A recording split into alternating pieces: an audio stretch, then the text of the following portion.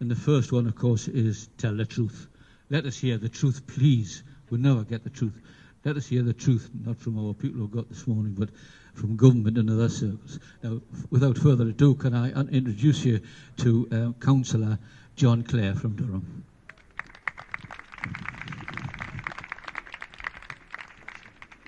You'd have seen that I was so excited to get speaking that I jumped the queue. What a fantastic event. Thank you very much indeed. Do not, this is not a rally, quite clearly. What this is, it's a display, it's an artwork, and the power of the message of these 750 pairs, I counted them. There's another 250 pairs in a box which they couldn't spread out, there's not enough room. But the power of this artwork, this apocalyptic scene of empty shoes, of children's shoes with nobody filling them, if that doesn't carry a message to the world from today, then you've failed to pass it on effectively through your social media and through your friendships.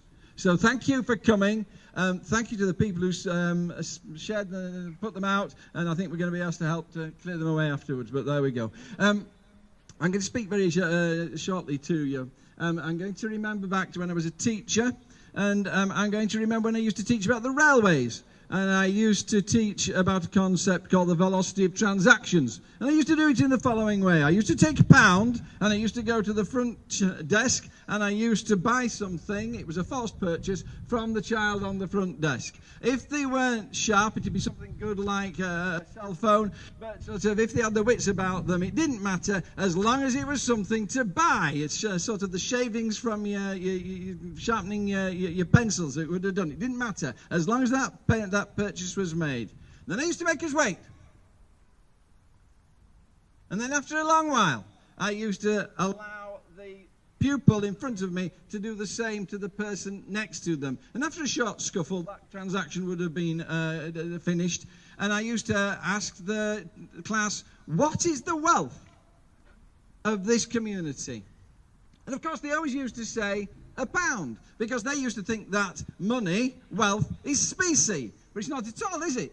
The wealth of that community was £3, because there was £1 in money and there were two sets of goods to the value, notionally, of £1. And they used to say to the class, right, let's increase the wealth of our community. How fast can we increase the velocity of transactions? And it used to be a great lesson, this one, because they all used to line up what they wanted to sell, and they used to take my £1 and they used to pass it around at huge speed. Sometimes we got sort of 80, 90 pounds worth of wealth just by passing this £1 coin faster and faster and faster around the class. And then we used to talk about the nature of our society and our economy nowadays, because so much of our wealth is based not on production, based not on anything but the velocity of transactions, the speed with which we are making the transactions between each other. And the pupils used to come up with a number of issues. One of the things they used to realise was that our wealth is largely illusory. It is not based in things we possess. It's based simply in sort of, as Jamie Driscoll says, selling coffee to each other. I sell you a coffee, you sell me a pizza, we consume them, and we have to do it, not just have to do it fast, but have to do it faster and faster to maintain the vigour of a growing economy, of a GDP which is based essentially on the velocity of transactions. And the second thing we realised, of course, it doesn't make you happy, this. None of these sort of mental health problems are growing. And part of the problem of that is indeed the fact that we are having to run faster and faster and faster, spending faster and faster and faster just to keep our heads above water economically. We're coming out of COVID. You can't see your grandma. You can't go to your home and talk to your grandma. You can take her to Wetherspoons, because we have to spend that money in some kind of panic buying. And no wonder people are upset, because what they're doing is they are spending money which they do not really possess, which they're having to borrow, and they're giving it to people who, quite frankly, have so much money it'd take them 1,000,000 lifetimes and they still wouldn't have spent it. And there's this massive injustice there. And the simple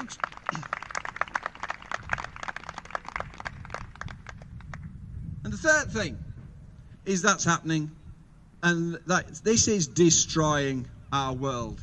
Our economic model is destroying our world today. And that's because it's a linear economic model. And it works on the principle that what you do is you rip the riches of the earth out at one end. You take the minerals out of the mountains, the fish out of the sea, the trees out of the forest, the goodness out of the soil, and then you transfer it, you make it, I forgot the word, you make it into stuff. What kind of stuff? It doesn't matter what stuff it is. Just make it. So to make sure it drops apart as quickly as possible. Cover it with packaging. Sort of that. Goods and services. Consumables. For goodness sake, just make something and sell it. We need it for the economy to thrive. And then you end up with all this crap at the end of it. And you say, what am I going to do with all this stuff? And chuck it in the sea, for goodness sake. Just get rid of it, because you've got to get back and start buying stuff at the other end. And I'm on the left of politics, and I'm used to people calling me a nutcase and a dreamer. But the fact of the matter is, you have to wonder at an economic system which is an extinction level event in itself. Our economy, our economic model is an extinction level event. And there's some wonderful adverts out there. The WHO one is absolutely super if you've seen it. But the truth of the matter, they're talking about, well, there must be no going back. We don't want to go back to the old normal. And people are talking about the new normal. But the truth of the matter, ladies and gentlemen, is that we don't need to just sort of not go back. We need to find a new direction. A new direction which heads us off. And so thank goodness to... and I will say one thing. Nobody's to blame for any of this. There's no guilt. It's nobody's fault. It's just the net result of 300 years of capitalism and last 30 years of unrestrained capitalism. But if we don't change in our direction, we're all going to die. And sort of people say, John, you shouldn't talk like that. It's trying to frighten people into action. And those poor children who are getting worried, and that's true, because I was talking to the lady from Bishop Auckland Climate Action, who are fantastic, by the way, and sort of saying that we are not going to die because of climate change. We will die, having caused the problem, we will probably die before the crunch hits. It's these ones who will suffer the consequences. And that's why the shoes are empty.